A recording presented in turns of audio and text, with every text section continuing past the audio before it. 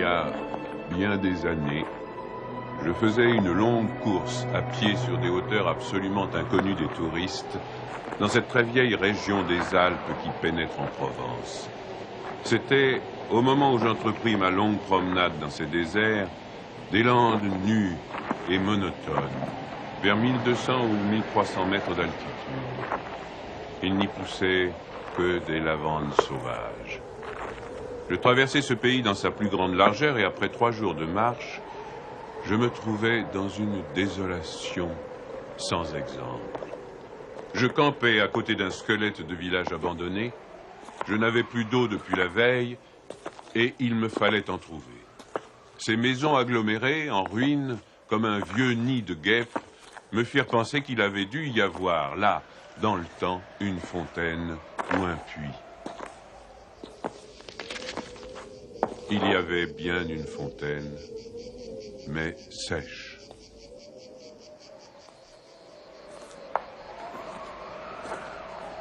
Les 5 à 6 maisons, sans toiture, rongées de vent et de pluie, la petite chapelle au clocher écroulé, étaient rangées comme le sont les maisons et les chapelles dans les villages vivants, mais toute la vie avait disparu. C'était un beau jour de juin, avec un grand soleil, mais sur ces terres sans abri et hautes dans le ciel, le vent soufflait avec une brutalité insupportable. Ces grondements dans les carcasses des maisons étaient ceux d'un fauve dérangé dans son repas. Il me fallut lever le camp.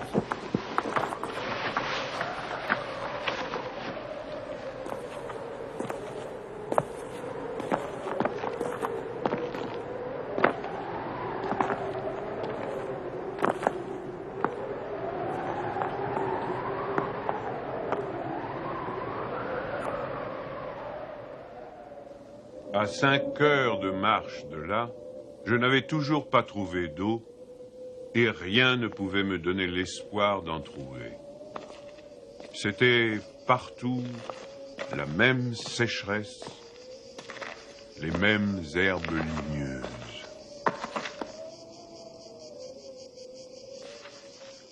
Il me sembla apercevoir, dans le lointain, une petite silhouette noire, debout. Je la pris pour le tronc d'un arbre solitaire. À tout hasard, je me dirigeai vers elle. C'était un berger. Une trentaine de moutons, couchés sur la terre brûlante, se reposaient près de lui. Il me fit boire à sa gourde. Un peu plus tard, il me conduisit à sa bergerie, dans une ondulation du plateau. Il tirait son eau, excellente, d'un trou naturel très profond, au-dessus duquel il avait installé un treuil rudimentaire. Cet homme parlait peu, c'est le fait des solitaires, mais on le sentait sûr de lui et confiant dans cette assurance. C'était insolite dans ce pays dépouillé de tout. Il n'habitait pas une cabane, mais une vraie maison en pierre, où l'on voyait très bien comment son travail personnel avait rapiécé la ruine qu'il avait trouvée là, à son arrivée. Son toit était solide et étanche. Le vent qui le frappait faisait sur les tuiles le bruit de la mer sur les plages. Son ménage était en ordre, son parquet balayé, son fusil graissé. La soupe bouillait sur le feu.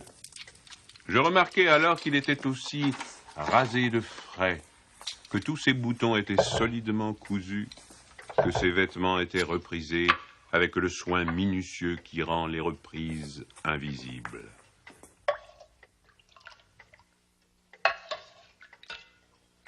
Il me fit partager sa soupe.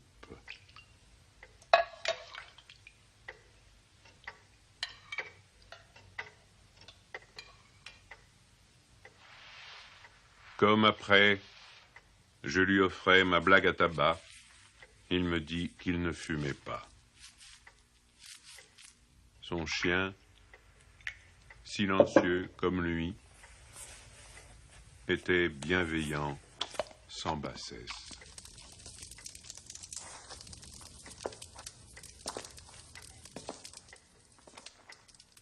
Il avait été entendu que je passerais la nuit là, le village le plus proche étant encore à plus d'une journée et demie de marche. Je connaissais parfaitement le caractère des rares villages de cette région. Il y en a 4 ou 5, dispersés, loin les uns des autres, sur les flancs de ces hauteurs, dans les taillis de chênes blancs, à la toute extrémité des routes carrossables. Ils sont habités par des bûcherons qui font du charbon de bois. Ce sont des endroits où l'on vit mal.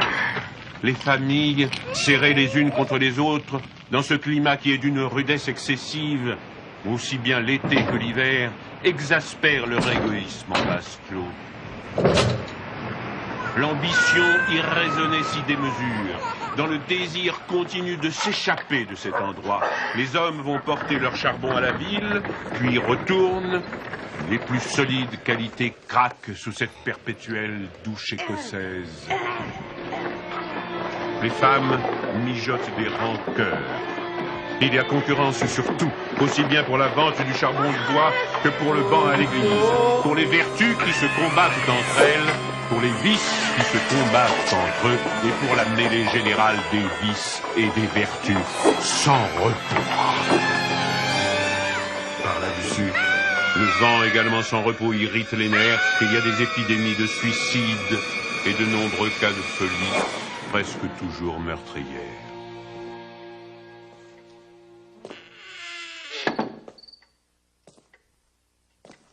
Le berger qui ne fumait pas alla chercher un petit sac et déversa sur la table un tas de glands. Il se mit à les examiner, un après l'autre, avec beaucoup d'attention, séparant les bons des mauvais. Je fumais ma pipe, je proposais de l'aider. Il me dit que c'était son affaire. En effet, voyant le soin qu'il mettait à ce travail, je n'insistais pas. Ce fut toute notre conversation. Quand il eut du côté des bons un tas de glands assez gros, il les compta par paquets de 10. Ce faisant, il éliminait encore les petits fruits ou ceux qui étaient légèrement fendillés, car il les examinait de fort près. Quand il eut ainsi devant lui 100 glands parfaits, il s'arrêta et nous allâmes nous coucher. La société de cet homme donnait la paix. Je lui demandai le lendemain la permission de me reposer tout le jour chez lui. Il le trouva tout naturel, ou plus exactement, il me donna l'impression que rien ne pouvait le déranger. Ce repos ne m'était pas absolument obligatoire, mais j'étais intrigué et je voulais en savoir plus. Il fit sortir son troupeau et le mena à la pâture. Avant de partir, il trempa dans un seau d'eau le petit sac où il avait mis les glands soigneusement choisis et comptés. Je remarquai qu'en guise de bâton, il emportait une tringle de fer grosse comme le pouce et longue d'environ 1,50 m.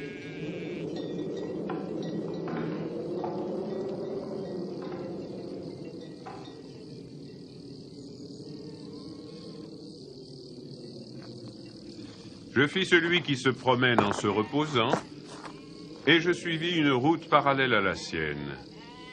La pâture de ces bêtes était dans un fond de combe.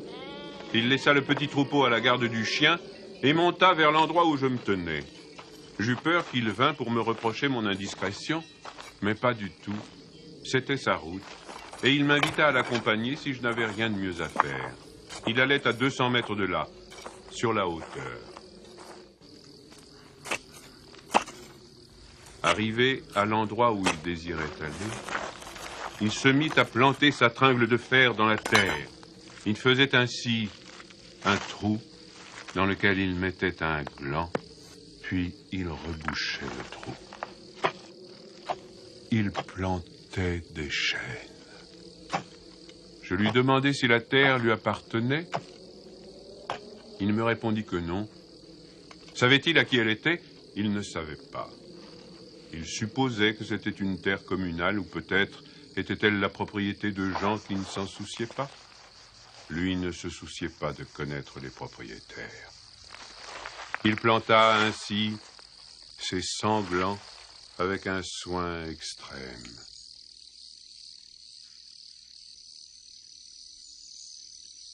Après le repas de midi, il recommença à trier sa semence.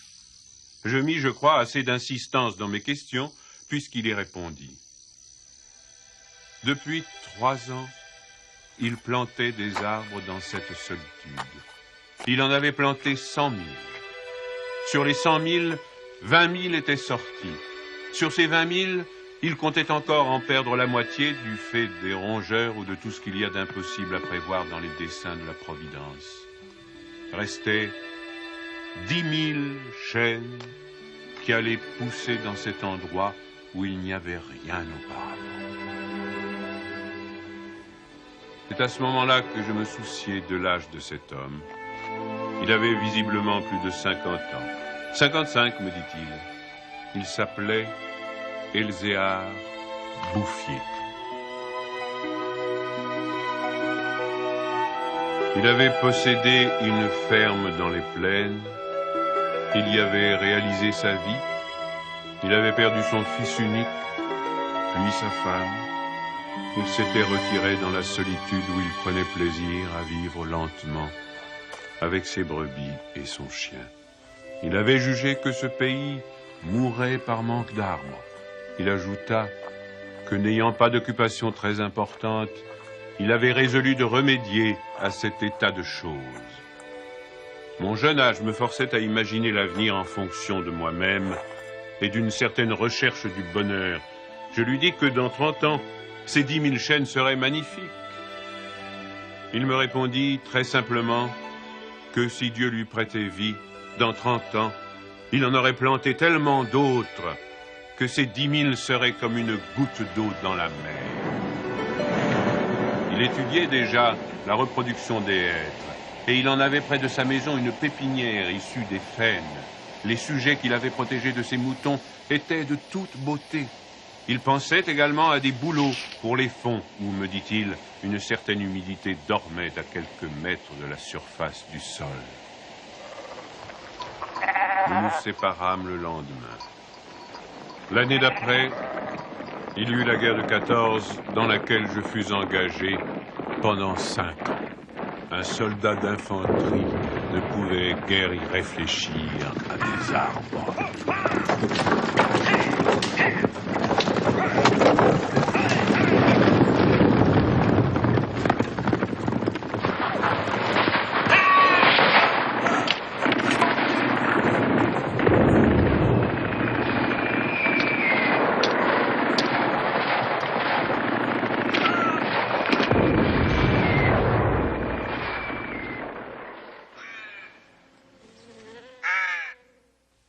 Sorti de la guerre, je me trouvais à la tête d'une prime de démobilisation minuscule, mais avec le grand désir de respirer un peu d'air pur.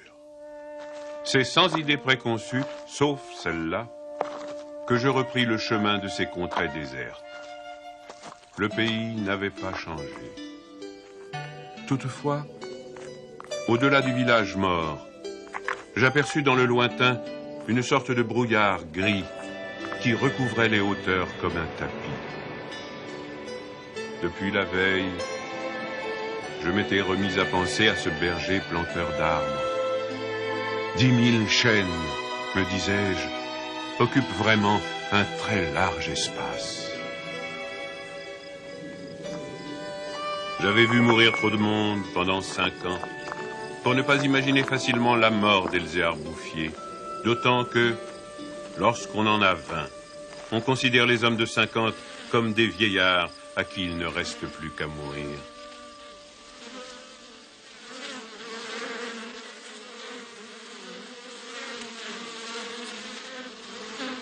Il n'était pas mort. Il avait changé de métier.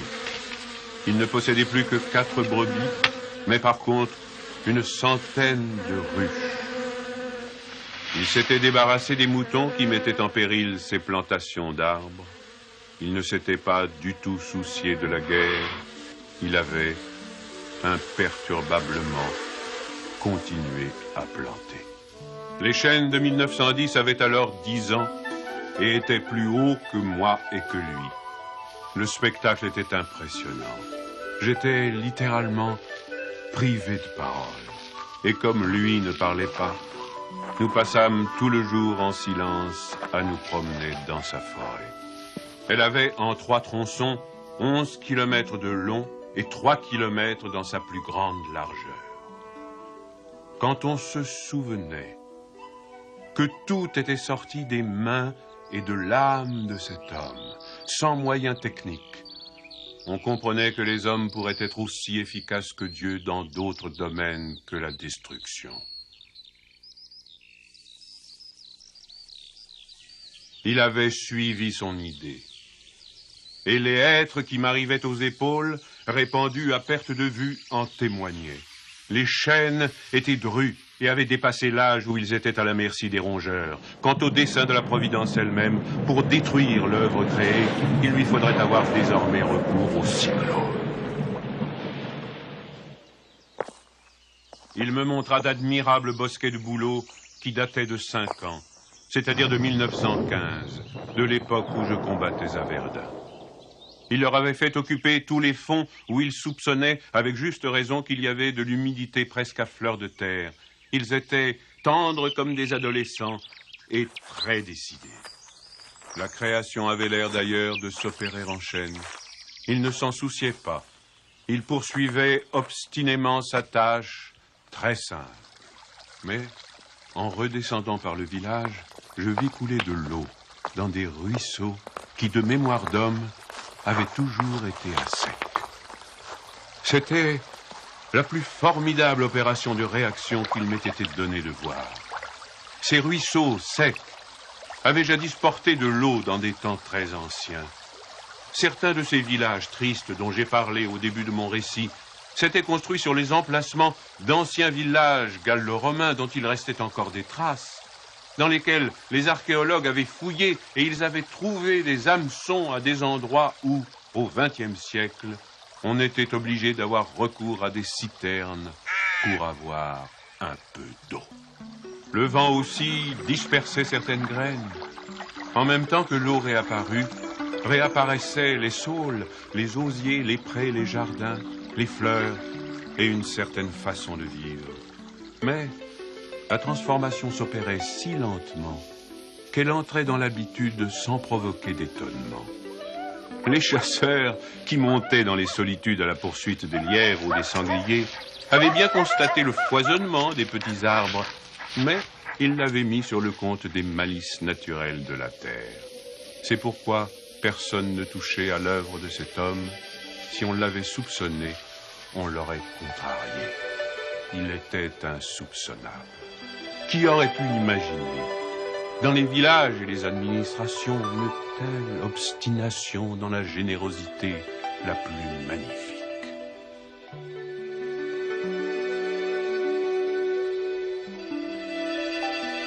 À partir de 1920, je ne suis jamais resté plus d'1 an sans rendre visite à Elzéar Bouffier. Je ne l'ai jamais vu fléchir ni douter. Et pourtant, Dieu sait si Dieu même y pousse. Je n'ai pas fait le compte de ses déboires. On imagine bien cependant que, pour une réussite semblable, il a fallu vaincre l'adversité. Que pour assurer la victoire d'une telle passion, il a fallu lutter avec le désespoir.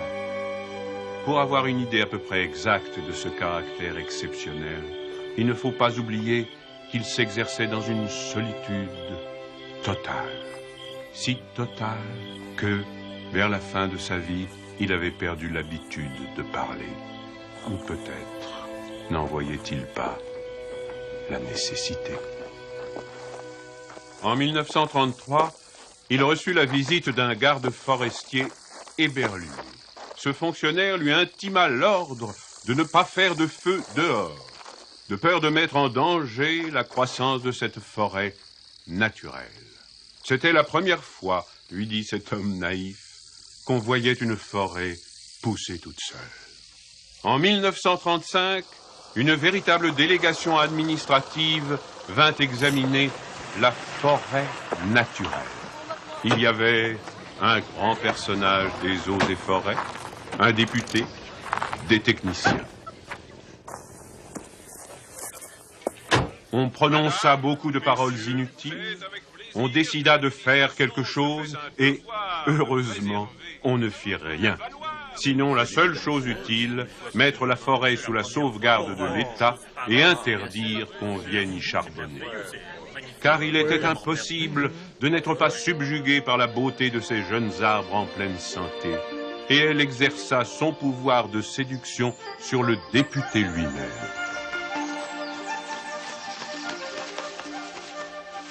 J'avais un ami parmi les capitaines forestiers qui était de la délégation.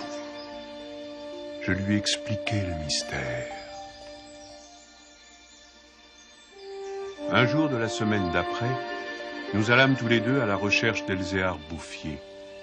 Nous le trouvâmes en plein travail, à 20 kilomètres de l'endroit où avait eu lieu l'inspection.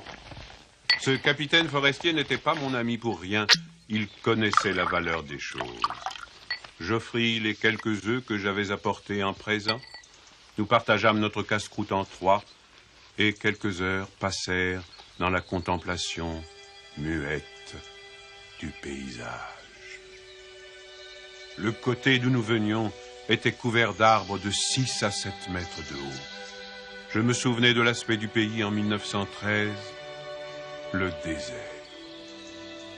Le travail paisible et régulier, l'air vif des hauteurs, la frugalité et surtout la sérénité de l'âme avaient donné à ce vieillard une santé presque solennelle.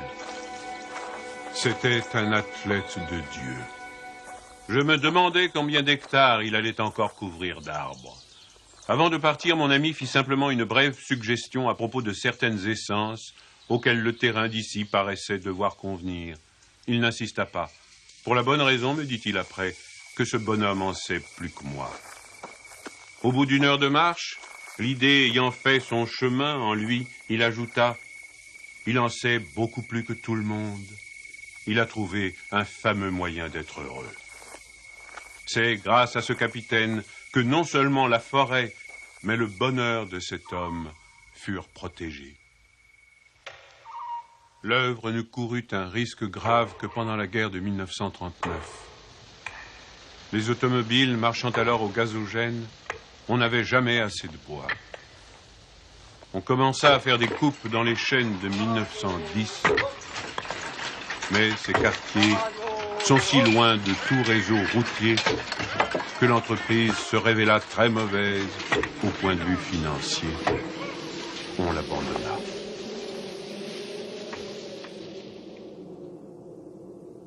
Le berger n'avait rien vu. Il était à 30 kilomètres de là, continuant paisiblement sa besogne, ignorant la guerre de 39, comme il avait ignoré la guerre de 14. J'ai vu Elzéar Bouffier pour la dernière fois en juin 1945. Il avait alors 87 ans. J'avais donc repris la route du désert, mais maintenant, malgré le délabrement dans lequel la guerre avait laissé ce pays, il y avait un car qui faisait le service entre la vallée de la Durance et la montagne. Je mis sur le compte de ce moyen de transport relativement rapide le fait que je ne reconnaissais plus les lieux de mes premières promenades. J'eus besoin d'un nom de village pour conclure que j'étais bien cependant dans cette région jadis en ruine et désolée.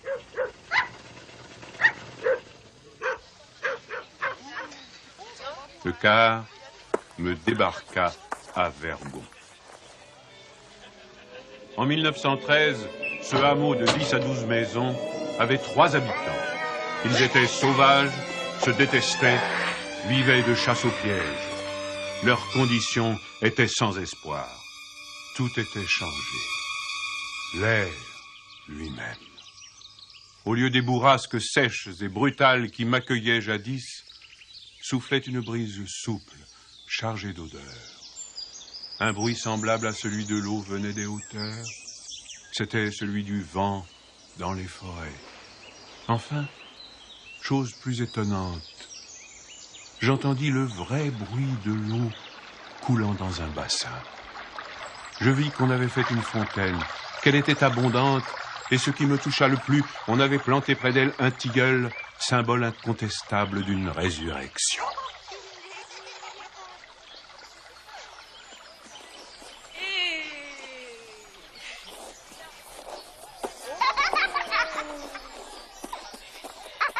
Par ailleurs, Vergon portait les traces d'un travail pour l'entreprise duquel l'espoir est nécessaire. L'espoir était donc revenu. On avait déblayé les ruines, abattu les pans de murs délabrés. Les maisons neuves, crépies de frais, étaient entourées de jardins potagers où poussaient, mélangés mais alignés, les légumes et les fleurs, les choux et les rosiers, les poireaux et les gueules de loup, les céleris et les anémones. C'était désormais un endroit où l'on avait envie d'habiter. À partir de là, je fis mon chemin à pied. La guerre dont nous sortions à peine n'avait pas permis l'épanouissement complet de la vie, mais Lazare était hors du tombeau. Sur les flancs abaissés de la montagne, je voyais de petits champs d'orge et de seigle en herbe. Au fond des étroites vallées, quelques prairies verdissaient.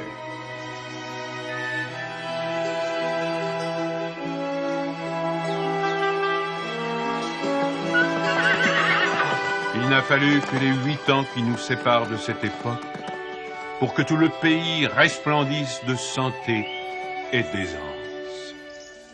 Sur l'emplacement des ruines que j'avais vues en 1913, s'élèvent maintenant des fermes propres, bien crépies, qui dénotent une vie heureuse et confortable. Les vieilles sources, alimentées par les pluies et les neiges que retiennent les forêts, se sont remises à couler. À côté de chaque ferme, dans des bosquets d'érables, les bassins des fontaines débordent sur des tapis de menthe fraîche. Les villages se sont reconstruits peu à peu. Une population venue des plaines où la terre se vend chère s'est fixée dans le pays, y apportant de la jeunesse, du mouvement, de l'esprit d'aventure. On rencontre dans les chemins des hommes et des femmes bien nourris, des garçons et des filles qui savent rire et ont repris goût aux fêtes campagnardes.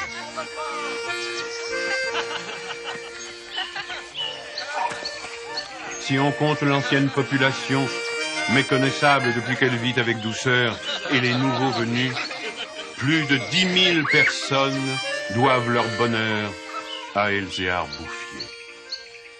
Quand je pense qu'un homme seul, réduit à ses simples ressources physiques et morales, a suffi pour faire surgir du désert ce pays de Canaan, je trouve que malgré tout, la condition humaine est admirable. Mais, quand je fais le compte de tout ce qu'il a fallu de constance dans la grandeur d'âme et d'acharnement dans la générosité pour obtenir ce résultat, je suis pris d'un immense respect pour ce vieux paysan sans culture qui a su mener à bien cette œuvre digne de Dieu. Elzéar Bouffier est mort paisiblement en 1947 à l'hospice de Banon.